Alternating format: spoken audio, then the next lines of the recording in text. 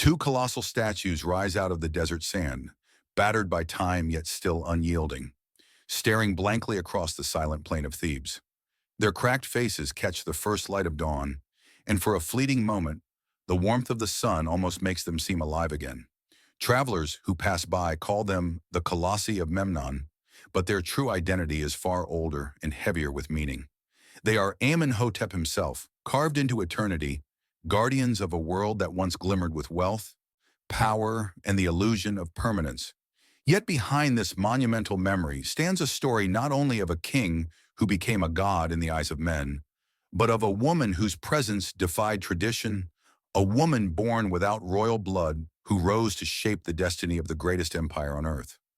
Her name was Tiye, and her journey begins not in temples of gold, but in the quiet household of provincial nobility, a childhood destined to collide with the sun. In the mid-14th century BCE, Egypt had already become a titan among nations.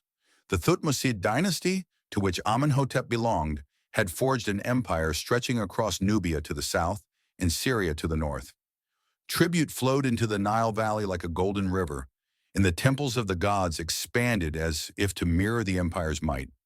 When Amenhotep inherited the throne, he was still a boy, perhaps no more than 12 years old. His father Thutmose III had died young, leaving behind an heir who needed not only guardians, but symbols to secure his fragile position. The kingdom was vast, the priesthood powerful, and the court filled with families tracing their ancestry to centuries of divine kings. In such a world, the expectation was clear. The new pharaoh would marry a royal-born bride to sanctify his claim and tie his reign to the lineage of the gods. Instead, he chose Tiye. Tiye's father, Yuya, was a high official and a man of great wealth. Her mother, Thuya, was a woman of influence in her own right. Yet neither carried the sacred blood of the royal line. For the conservative elite of Thebes, the marriage was nothing short of audacious.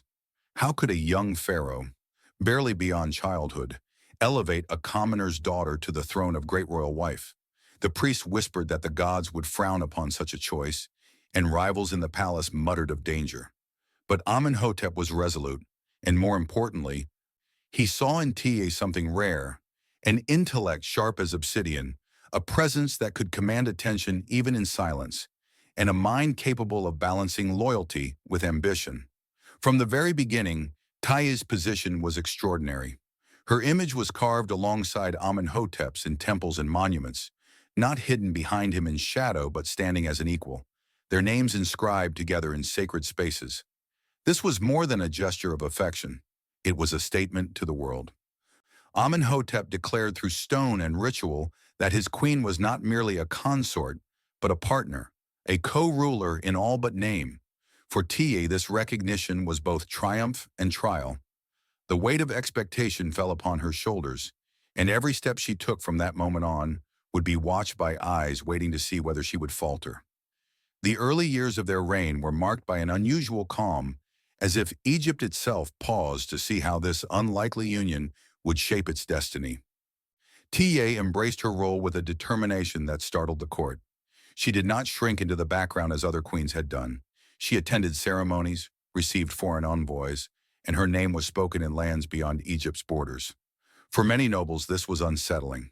In their world, power was meant to flow through divine bloodlines and the authority of men, not through the presence of a woman whose lineage began far from the sacred halls of Karnak. But Tiye was not content with tradition. She carried herself with the dignity of one who believed her station was not granted by accident, but by destiny.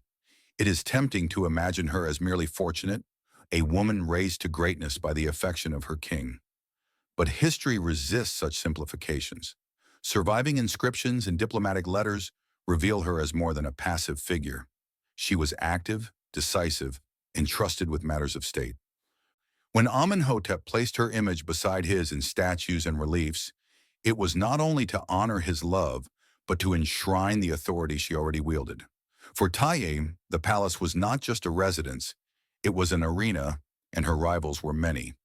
Yet in every contest of influence, she proved adept at turning skepticism into silence. As Amenhotep grew into his reign, Egypt entered what many later called a golden age. Nubian gold poured into the treasury, foreign rulers courted alliances, and artisans reached heights of refinement unseen before. But the true golden age was also personal. It was the rise of Tiye, who had crossed the boundaries of birth and tradition to stand at the center of power. In this transformation lies the first great paradox of her life. Though not born to the blood of kings, she would become a queen whose shadow stretched across dynasties. The question was never whether she would matter, but whether her brilliance would burn too brightly in a court where gods and men vied for supremacy. At this threshold, the story of Amenhotep and Tiye ceases to be a tale of marriage and becomes something far more dangerous. A story of power shared, of love wielded as politics, and of two figures who dared to blur the line between mortal and divine. The colossal statues that greet the dawn, though broken by centuries, still carry their silent testimony. They remind us that what began as a union of a boy king and a commoner's daughter would unfold into one of the most extraordinary partnerships of the ancient world. And yet, even in this age of radiance, seeds of conflict were being sown, conflict that would one day tear Egypt's soul apart. In the heart of Thebes, among columns that seemed to scrape the heavens, something unprecedented began to appear. On temple walls, where for centuries only pharaohs had been shown offering to the gods, another figure stood side by side with the king. Her face was unmistakable, her name etched in hieroglyphs with a prominence reserved for the most sacred of beings. This was Tiye, no longer simply a bride elevated by fortune, but a queen whose presence carved itself into the eternal stone of Egypt. To behold these reliefs was to feel a subtle tremor in the order of the world. It was as though Amenhotep had decided that divinity was not his alone, but a mantle he would share with the woman who had captured his heart and his trust. The priests of Amun must have bristled as they saw her image multiplied in sacred spaces. Tradition was the marrow of their power, and tradition said that queens were shadows behind the throne, their voices heard only in private chambers, their influence concealed beneath the surface of ritual. Tiye shattered that expectation with the permanence of carved stone. Her likeness appeared at Sedinga, at Soleb, at Thebes itself, where her crown gleamed in the light of the setting sun. To the eyes of the faithful, she was no longer just the wife of a god-king.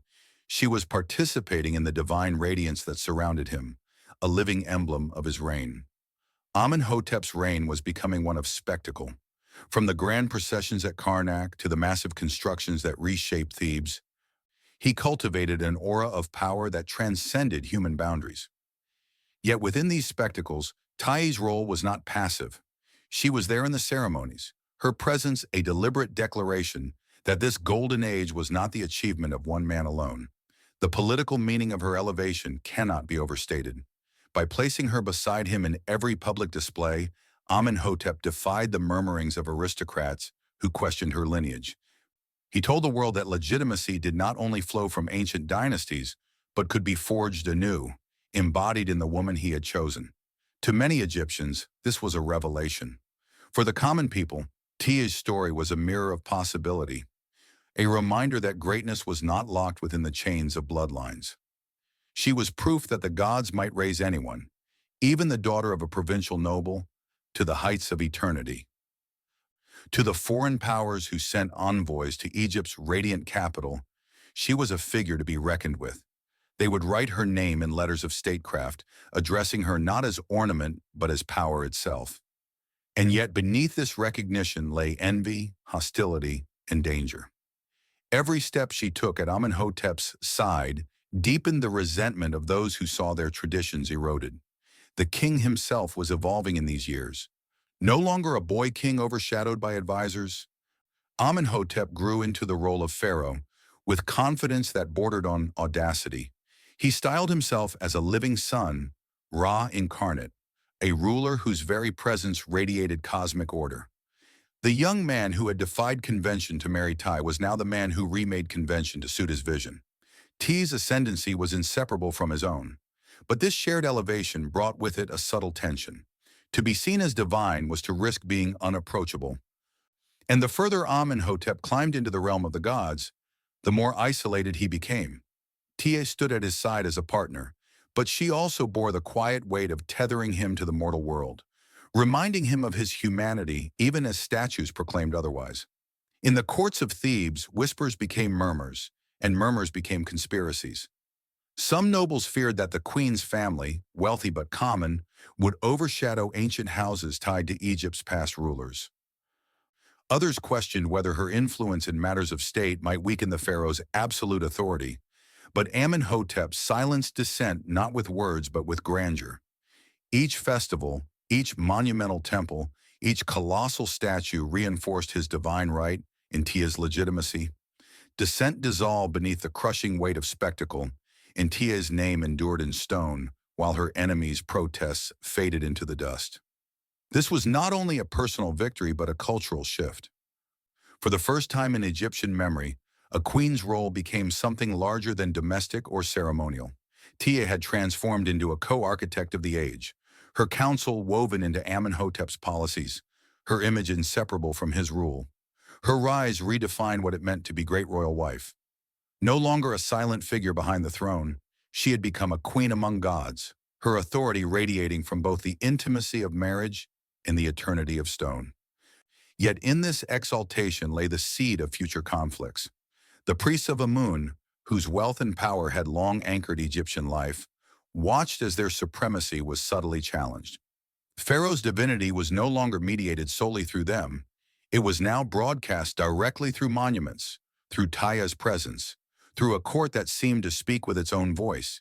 Egypt glittered brighter than ever, but beneath the gold cracks were forming, and Tiye, though elevated beyond any queen before her, must have sensed that every step upward was a step closer to the precipice. In this moment, however, the sun blazed without cloud. Egypt basked in its golden age, and at its center stood a king who believed himself divine, and a queen whose very existence had rewritten the script of power. The colossi of Memnon, the temples of Karnak, the palaces that sprawled along the Nile, all whispered the same truth. Theirs was not a reign of tradition, but of transformation. The Nile shimmered beneath the relentless sun, its waters heavy with the traffic of wealth. Ships from Nubia returned laden with gold, ebony, ivory, and the dark-eyed captives who would serve in Egypt's palaces and temples. Caravans brought lapis lazuli from Afghanistan, cedar from Lebanon, silver from Anatolia. The world's riches flowed into Thebes as though the river itself had become a vein of precious metal, pulsing at the heart of an empire unrivaled. It was here, amid this tide of prosperity, that Amenhotep declared his Egypt not merely a kingdom, but the very center of creation. In this radiant moment, Tiye stood not in the background, but at the helm beside him. As foreign gifts arrived, so too did foreign women, princesses dispatched to Egypt as tokens of alliance.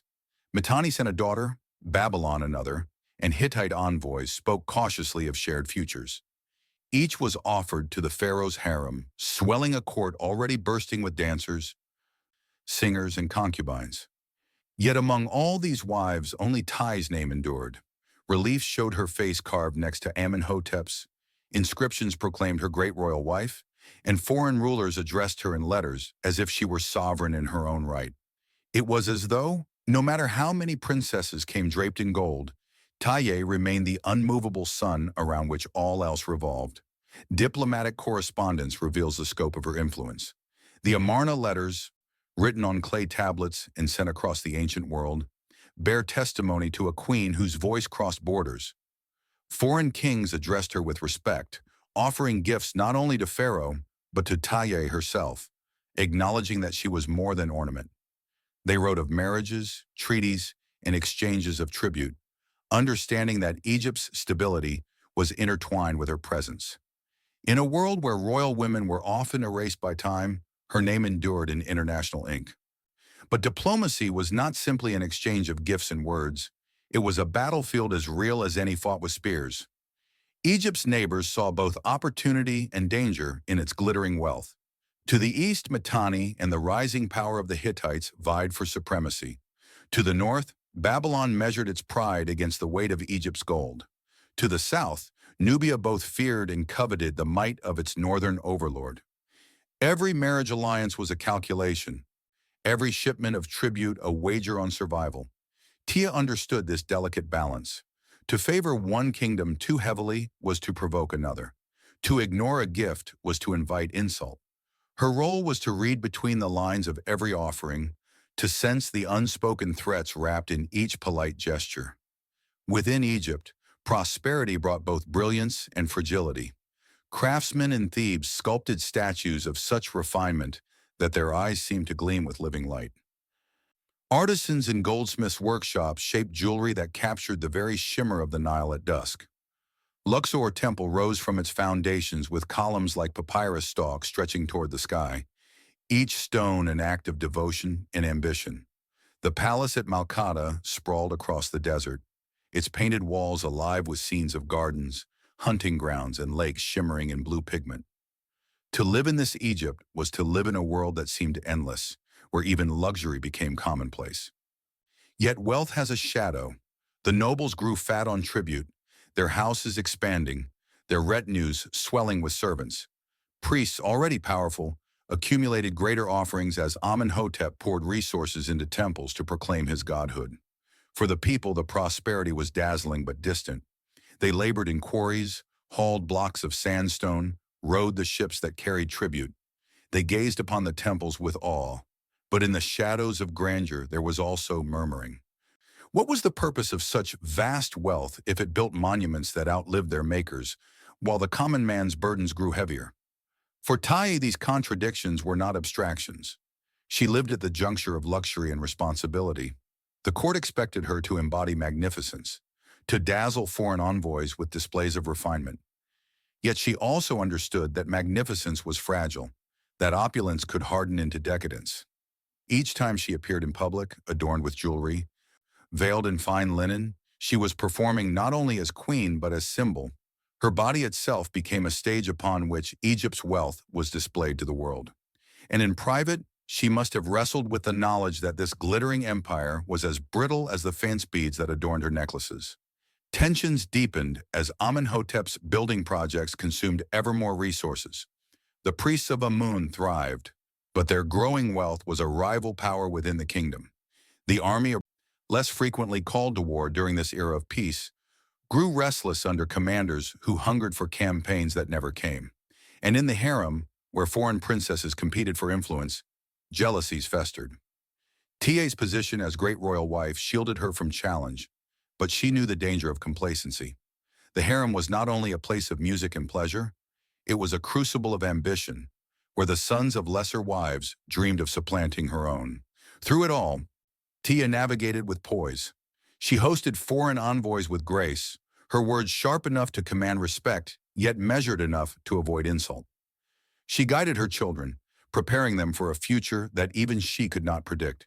And she counseled Amenhotep as his reign soared toward its zenith, her presence a constant reminder that his legacy would not be measured only in stone, but in the stability of the world he left behind. The empire glittered in these years like a necklace, strung with gems from across the world. Egypt's supremacy seemed absolute, its wealth unending, its monuments eternal. But history is cruel to those who mistake radiance for permanence. Beneath the surface, the empire was already changing. The more Amenhotep adorned himself with the trappings of divinity, the more distant he grew from the humanity of his people. The more Egypt basked in its gold, the more fragile its foundations became. And Tiye, ever perceptive, must have felt the faint tremors of instability, even as the world declared theirs the greatest reign of all. For now the empire of gold dazzled unbroken, its brilliance reflected in every monument and in every relief that showed a queen standing beside her king. But gold, though beautiful, is soft, and in time the weight of divinity, the envy of rivals, and the pressures of succession would test whether even the brightest empire could endure without fracture. The monuments of Amenhotep's reign began to stretch skyward with a new urgency, as though stone itself had to proclaim what the living voice could not. Pharaoh was no longer simply king, he was the embodiment of divinity, a god upon earth whose breath was the Nile's flood, whose footsteps shook the very desert. The imagery was deliberate and relentless. Reliefs showed him towering above mortals, smiting foreign kings with the effortless strength of Horus, receiving blessings not as a servant of the gods but as their equal. For the priests of Amun, this new portrayal was unsettling. For the people, it was bewildering and awe-inspiring in equal measure. And for Tiye, it was both triumph and burden, a transformation she could neither resist nor fully embrace. She had been elevated with him, her image carved alongside his in shrines and temples. At Soleb, in Nubia, they stood together as gods enthroned, their names entwined in eternity. At Luxor, the colonnades rose that seemed to frame the heavens themselves, their walls alive with depictions of Amenhotep as a solar being whose light nourished Egypt. And always beside the king's blazing form was the queen, adorned with crowns that rivaled those of Isis, her features serene, her presence unavoidable. Tiye had become more than a queen. She was the co-radiance of a divine pair, her humanity recast as a reflection of celestial order. But divinity carries its own weight. The higher Amenhotep ascended, the more isolated he became from the mortal bonds that had once anchored him. Courtiers knelt in fear, priests cloaked their resentment in chants, and foreign kings addressed him with exaggerated reverence. Even within the palace, the tone shifted. The boy who had once defied custom to marry Tiye was now a man who believed his touch was sanctified, his word infallible. For Tiye, whose love and loyalty had been constant, the transformation was a test of balance. She knew she could not openly challenge the king's godhood, yet in private moments she must have felt the ache of distance. To love a man was one thing, to share life with a god was quite another. The grandeur of their world was breathtaking. The palace at Malkata sprawled like a city unto itself, with painted halls depicting gardens, animals, and the eternal bounty of the Nile. Guests walked through courtyards lined with pools where lotus flowers floated, their reflections shimmering beneath the blazing sun. Banquets were held with gold vessels, music swelling from lyres and harps, incense curling into the rafters. For the foreign envoys who visited, it must have seemed like paradise, a living proof that Egypt was favored above all nations. But paradise was not peace. Behind the walls of painted splendor, the empire's tensions grew louder. Amenhotep's obsession with divine imagery alienated the priesthood of Amun, who had long mediated between gods and men. To see Pharaoh claim such radiance for himself was to feel their authority diminished.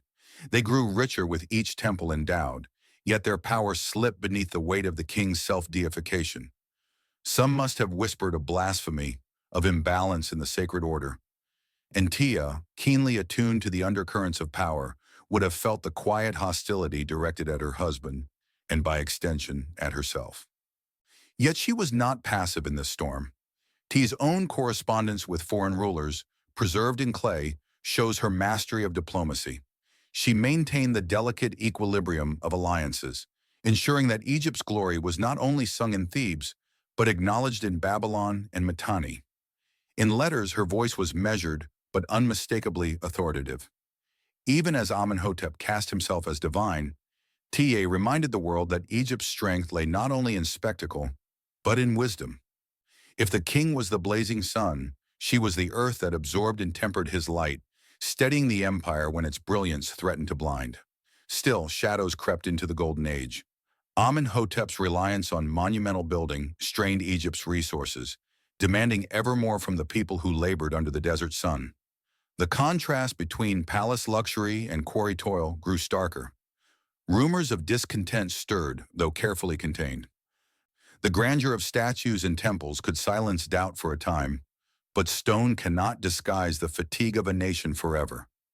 Tiye must have seen this dichotomy with painful clarity, the beauty of what they built and the cost of sustaining it. More personal shadows emerged in the question of succession. Tiye's children were growing, their futures uncertain. Amenhotep's divinity set a standard no mortal heir could easily inherit. The priest would test any successor's legitimacy, and the court would circle like vultures should weakness appear. Among Tiye's sons, one in particular, Amenhotep IV, the boy who would later become Akhenaten, already displayed tendencies that disturbed and intrigued in equal measure. The seeds of his radicalism were still small, but Tiye must have sensed the tension between a father who embodied divine permanence and a son destined to challenge the very gods themselves. As the years advanced, the contradictions sharpened. Egypt was more radiant than ever, yet more fragile. The king was more divine than ever, yet more distant. And Tiye, raised from common birth to divine consort, walked a line no woman had walked before. She shared in the king's godhood, but she also bore the crushing knowledge that gods, in their perfection, are often less enduring than the people who worship them. In the cool hours of dawn, perhaps she stood before the colossi, rising at Thebes, gazing up at their colossal faces. Their stone expressions, frozen in eternal calm, mirrored her own resolve. She knew that Egypt's brilliance, like the sun at its zenith, would one day decline, and she must be ready, not only as wife to a god-king, but as the mother of heirs, the anchor of continuity when divinity itself faltered. The weight of divinity was not Amenhotep's alone. It was hers too, born silently, her every step a balance between love, duty, and the knowledge that no empire, however radiant, can defy time. Beneath the blinding radiance of Egypt's golden age, shadows gathered, subtle at first and then unmistakable. The temples gleamed with offerings, the palaces expanded, the king's image radiated on every wall. But prosperity is never without fracture, and the cracks that began to run through the reign of Amenhotep were not of stone, but of spirit. In the quiet spaces between festivals and monuments, Tiye could hear them, whispers of unrest, of envy, of ambition uncontained. The grandeur of Egypt was dazzling, yet beneath it lay the fragile truths of human frailty. The harem was the most immediate crucible of tension. Though Amenhotep's household swelled with foreign princesses, tokens of alliances bought with gold and diplomacy, Tiye remained great royal wife. Her position was secure in title, but security was not peace. Each foreign bride arrived with her own retinue, her own ambitions, her own hope that her son might one day claim the throne. The harem became a labyrinth of rivalries, silken chambers concealing the steel of political intrigue. Tiye, whose children bore the weight of destiny, must have felt the silent daggers pointed toward her family. Every smile at court, every gesture of deference, carried an undertone of calculation. Within this charged atmosphere, the question of succession loomed with unrelenting weight. Egypt had prospered under Amenhotep's godlike reign, but gods do not age gracefully. The king's health showed signs of decline, illnesses whispered about but never publicly acknowledged. For Tiye, the sight of her husband, once the embodiment of solar strength, bending under time was a sorrow layered with fear. The empire needed continuity, yet continuity was fragile in a world where ambition could turn bloodlines into battlegrounds. Her children were growing, their futures both luminous and perilous. Among them was Amenhotep IV, a son who seemed set apart from the beginning. Even as a youth, he showed a strangeness that unsettled those around him, a tendency to fix his gaze upon the sun with almost obsessive reverence, a refusal to conform to the rituals that bound the court. To the priest of Amun, his presence was unsettling. To Tiye, it was both a promise and a threat. She must have wondered whether his intensity would make him a visionary or destroy him in conflict with forces greater than any individual could command. Her maternal heart longed to protect him, but her political mind knew she had to prepare him for a world that would not forgive deviation. Beyond the palace, Egypt's stability was also beginning to shift. Foreign rulers who once sent tribute now tested Egypt's patience with demands for golden brides. The Amarna letters preserved their voices, pleas for shipments of precious metal, complaints that Egypt's generosity was not enough. For centuries, Egypt had been the giver, the center of wealth. Now it found itself entangled in the expectations of allies who no longer feared, but bargained. Tiye must have read these letters with unease. She knew that generosity could become weakness, that the empire's abundance could be drained by endless appeasement. The priests of Amun, too, grew restless. Amenhotep's self-deification had displaced their role as mediators between gods and men. Though their temples expanded, though their coffers overflowed with offerings, their prestige was quietly eroded by a king who dared to portray himself as divine. The resentment festered like an unhealed wound. Tiye, wise enough to sense danger, understood that the priesthood's power was not diminished by monuments. It remained alive in the rituals of the people, in the sacred rhythms that no royal decree could truly erase. If they turned against the throne, the consequences would be felt long after Amenhotep's reign ended. The contradictions of the Golden Age pressed harder with each passing year. Amenhotep reveled in festivals, processions, and banquets that dazzled all who attended. But Tiye saw what others overlooked: the laborers in the quarries who staggered beneath stones, the farmers who surrendered their grain as tax while their children went hungry. The empire glittered outwardly, but beneath the gold was exhaustion. She knew that splendor built on suffering could not endure without fracture. In her private chambers, perhaps in the stillness of night, Tiye must have wrestled with the duality of her existence. She was a mother seeking to shield her children from the venom of court intrigue. She was a queen, bound to sustain the image of divine radiance. And she was a woman watching her husband transform into something less human with every year that passed, even as his body betrayed him with illness. The cracks in the sun were visible now, hairline fractures in the brilliance of Egypt's golden age. She carried the knowledge that one day those fractures might split the empire open. Yet Tyre did not yield to despair. She had been born outside of royal bloodlines, raised to greatness by her own resilience, and she knew that survival was forged in adversity. Her resolve became steel. She prepared her children, counseled her husband, and balanced the rivalries of court with the precision of a tightrope walker. If the age of Amenhotep was nearing its twilight, she would ensure that the transition would not be chaos. Egypt's legacy would not collapse in the shadow of its own magnificence, at least not while she still breathed. The cracks in the sun were undeniable. The god-king was aging. The empire strained under the weight of its own wealth. The priests simmered in quiet rebellion. The harem seethed with ambition. And in the heart of it all, Tiye stood steady and unyielding, carrying both the brilliance and the burdens of an empire that glowed so brightly it risked blinding itself. Across the deserts and mountains, beyond the banks of the Euphrates and the plains of Anatolia, the world was shifting.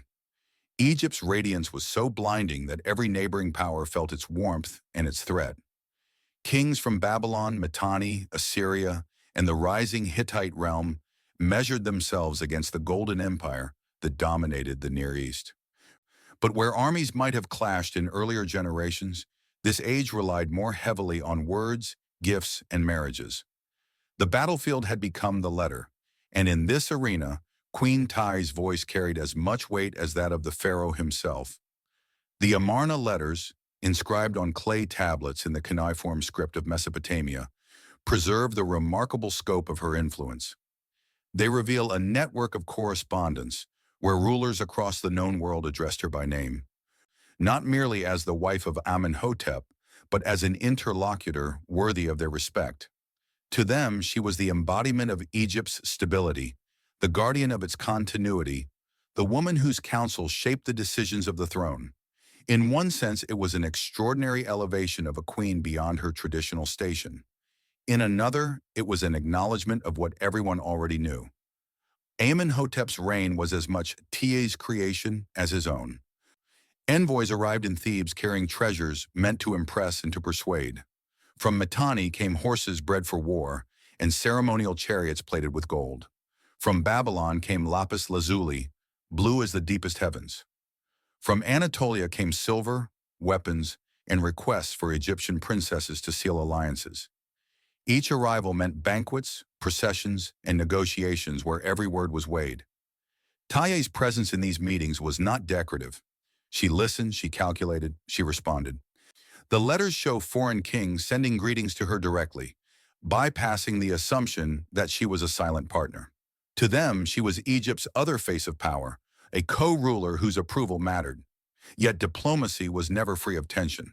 As Egypt's wealth became legendary, the requests of its allies grew bolder, even shameless. Kings wrote demanding more gold, more gifts, more daughters. One Babylonian ruler complained that the gold he received was less than promised, as if he were a merchant unsatisfied with a trade. Another pressed for a marriage alliance, requesting an Egyptian princess for his harem, a demand that no pharaoh had ever granted, for Egyptian royal daughters were never sent abroad. Tiye must have seen in these letters both flattery and insult, the delicate dance of rivals who respected Egypt's power, yet sought to exploit its generosity. She understood that giving too much could weaken Egypt's prestige. but giving too little could provoke insult or even conflict. Her skill was in balance, in ensuring that Egypt remained the benefactor without becoming the servant of its allies. It was a balance all the more difficult because her husband, increasingly absorbed in the rituals of divinity and the grandeur of building projects, sometimes left the practicalities of diplomacy to others. Tiye, with her steady intelligence, became the unseen hand that maintained Egypt's place in the shifting web of alliances. But foreign entreaties were not the only challenges. Tiye also had to navigate the treacherous waters of internal politics. The priests of Amun still resented the erosion of their mediating role, even as they profited from Pharaoh's gifts. The army, less frequently engaged in conquest, chafed at inactivity. The nobles, enriched by Egypt's prosperity, whispered of succession and positioned themselves for advantage. Each faction had its own interests, its own vision of Egypt's future. Tiye stood at the center of this storm, not only as mother of the heirs, but as the one figure who could bridge the gap between Pharaoh's divine aura and the practical needs of statecraft. Her ability to project stability outward while managing instability inward was nothing short of remarkable. Foreign kings saw a radiant queen whose influence lent permanence to Egypt's power. Egyptian courtiers saw a formidable woman who could silence rivals with a glance and command respect in halls where women's voices were rarely heard. For the people, she was both distant and near, distant in her grandeur, near in the knowledge that she had risen from common roots, a reminder that destiny was not bound only to bloodlines.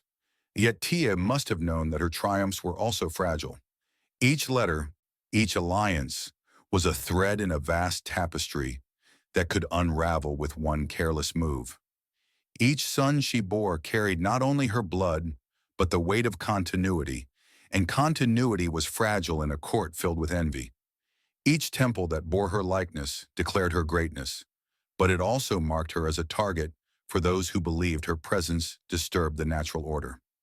As Amenhotep aged and his health faltered, the burden on Tiye grew heavier. She was no longer only the queen who had risen from obscurity to stand beside a god-king. She was now the guardian of an empire, the voice that reached across continents, the hand that steadied a throne gilded with wealth yet trembling beneath the strain of ambition. In these years, Egypt was at its most dazzling, a world of gold, of art, of letters crossing deserts and seas. But the brilliance was deceptive. Each alliance was a reminder of vulnerability. Each letter a plea that revealed the limits of even Egypt's abundance. Tiye held the threads together, but she must have sensed the danger. The more letters arrived, the more obvious it became that Egypt's empire of gold was also an empire of obligations, and obligations can fracture even the most radiant of reigns. The sun that had once blazed at its zenith now began its slow descent. Amenhotep, who had been the embodiment of radiance and vigor, showed signs of fragility that no temple wall could conceal. The god-king, carved in colossal stone and worshipped as a living Ra, was still revered by his people, but within the palace, Tiye could see the erosion of time upon his body. He suffered ailments that whispered of mortality, swelling limbs, pain in his joints, bouts of weakness that forced him to withdraw from public gaze. For a man who had built his image upon strength and divinity, decline was not merely a personal sorrow, but a dangerous fracture in the illusion of eternal power. Tiye bore witness to this transformation with the poise of one who understood both love and politics. As wife, she grieved to see her husband's vitality ebb away, remembering the boy who had defied tradition to marry her, the king who had placed her beside him in stone, the man whose laughter had once filled their gardens. As queen, she knew that every sign of weakness would embolden rivals, unsettle allies, and give breath to the whispers of priests who had long resented Pharaoh's claim to divinity. Her heart might ache in private, but in public she maintained the calm dignity of endurance, a mirror for the empire itself. The festivals continued, though with less frequency. Processions still paraded through Luxor and Karnak, but the figure of Amenhotep appeared more rarely, his place sometimes filled by statues or representations carried in his stead. The colossi of Memnon stood as eternal guardians, but the living king they represented was increasingly absent from view. Tiye's role grew ever more critical. She received envoys, responded to letters, soothed factions at court, and reminded the empire that continuity was assured. In every gesture, she projected stability, even as she bore the silent dread of approaching loss. Within the palace walls, succession became the unspoken yet ever-present question. The court was alive with speculation. Which of Amenhotep's sons would inherit the throne? Some pointed to the princes born of foreign princesses, others to those favored by influential factions. Yet it was Tiye's son, Amenhotep IV, who emerged as the designated heir. Strange, contemplative, and increasingly devoted to the singular worship of the Aten, he unsettled many. Priests viewed him with suspicion, courtiers with doubt. But Tiye, with a mother's unwavering loyalty, stood firm. She knew that her son's strangeness might one day ignite upheaval, but she also knew that he carried within him the destiny she had long labored to secure. Her own position as Queen Mother-in-Waiting added both authority and sorrow. Authority because her word could shape the transition of power, ensuring that the succession was smooth and legitimate. Sorrow because every step towards succession meant the fading of the man she had loved, the end of the partnership that had defined her life. The waning sun cast its light not only over Egypt, but over her own soul, illuminating the fragility of even the greatest reign. In the twilight of Amenhotep's life, Tiye's inner strength shone brightest. She balanced the demands of ritual and the weight of grief, appearing in ceremonies where her presence reassured the people that order remained intact. She spoke to foreign rulers, calming their concerns about Egypt's continuity. She guided her children, preparing them for the burdens they would inherit, and in the solitude of her chambers, she must have wept silently, mourning the man who had been her partner in glory, even as she steeled herself for the role she would play beyond his death. The empire itself mirrored his decline. Wealth still poured in, but alliances grew fragile. Tribute from vassal states arrived with more complaints than gratitude, a reminder that Egypt's dominance was not unchallenged.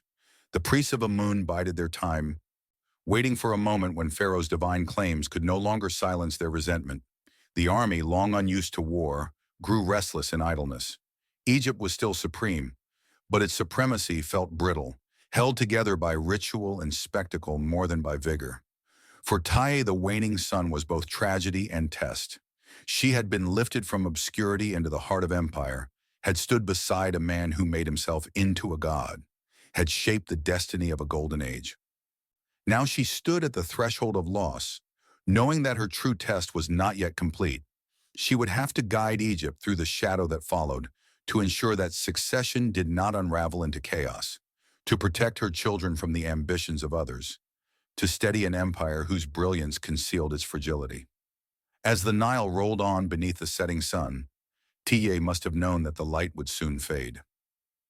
The question that haunted her was whether the dawn that followed would bring renewal or ruin. The empire still glittered, but its brilliance was like the last blaze of sunset, magnificent, awe-inspiring, and fleeting. She had carried the weight of power through prosperity.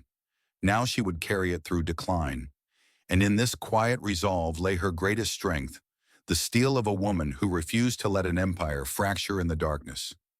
The colossi of Memnon still rose against the desert sky, their silent faces watching the Nile as it curved through the plain of Thebes. Once, they had been guardians of a living god, monuments to the glory of Amenhotep. Now they were tomb keepers, reminders that even kings who styled themselves divine must bow to mortality. When Amenhotep breathed his last, Egypt lost not only a pharaoh, but the sun around which its world had revolved for nearly 4 decades. The rituals of death were grand, the tomb prepared with treasures beyond imagining. Yet the grief that lingered in the palace was not measured in gold. It was etched in the heart of a woman who had walked beside him through radiance and shadow. Tiye, now Queen Mother, stepped into a role both elevated and lonely. She had been great royal wife, co-ruler, and co-divinity. Now she was widow, her influence transformed but not diminished. In the court, her voice carried weight as the empire prepared to pass into the hands of her son. The boy who had once stared too long at the sun was now Pharaoh Amenhotep IV, later known to history as Akhenaten. His reign would shake Egypt's foundations with a religious revolution, raising the Aten above all other gods and defying the power of the priesthood of Amun. For some, this was madness. For others, vision. For Tiye, it was both triumph and dread, the continuation of her bloodline, but the unraveling of the stability she had labored to preserve. She watched as her son broke with tradition, closing temples, exalting the Aten, and building a new capital at Amarna. She must have seen in him reflections of her husband's divine ambition, but carried to a dangerous extreme.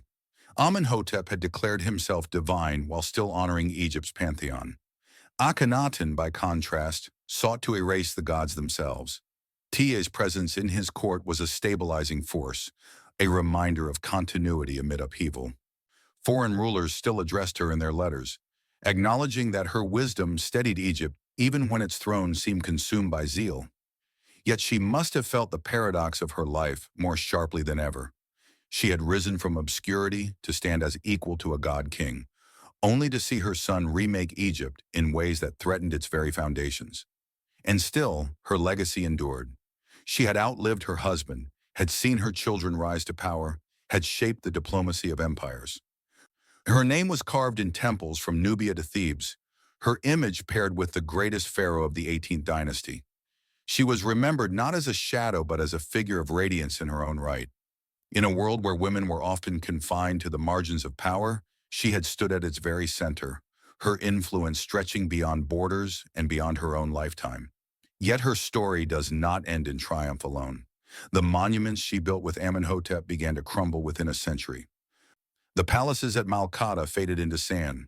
The colossi of Memnon, once guardians of splendor, cracked and weathered, their voices silenced except for a strange sound in the morning air that later travelers believed was the statues themselves weeping. And Egypt, though it survived, would never again shine with the unshadowed brilliance of Amenhotep's reign. Perhaps that is the true paradox of Tiye's life. She was born a commoner, raised to stand beside a god, wielded power that reshaped Egypt and echoed across the ancient world. Yet even her brilliance could not prevent the decline that followed, the slow erosion of stability under the weight of ambition and divine pretension. She had anchored an empire, but empires are not eternal. Her legacy lived on in her children, in her image, in the memory of a queen who had defied the expectations of her birth. But the Egypt she had ruled with her husband was already slipping into shadow. The colossi still stand, battered yet unyielding, their cracked surfaces catching the first light of dawn. They remind us that greatness is always two-sided, radiance and ruin, permanence and fragility. Tiye's story is carved into them as surely as Amenhotep's, a woman who rose beyond bloodlines, who steadied a god-king, who bore the weight of an empire in its golden age. She was proof that love could be politics, that partnership could be power, and that even in a world of gods and monuments, it was often mortal wisdom that held the empire together. And so the tale closes with a haunting truth. The age of gold that Tiye embodied was both Egypt's highest triumph and the beginning of its slow unraveling. The woman who rose from obscurity became eternal in memory, even as the empire she anchored could not escape decline. It is the irony of history and its beauty, that the brightest light casts the deepest shadow, and that in the silence of broken statues, the echo of a queen's strength can still be heard.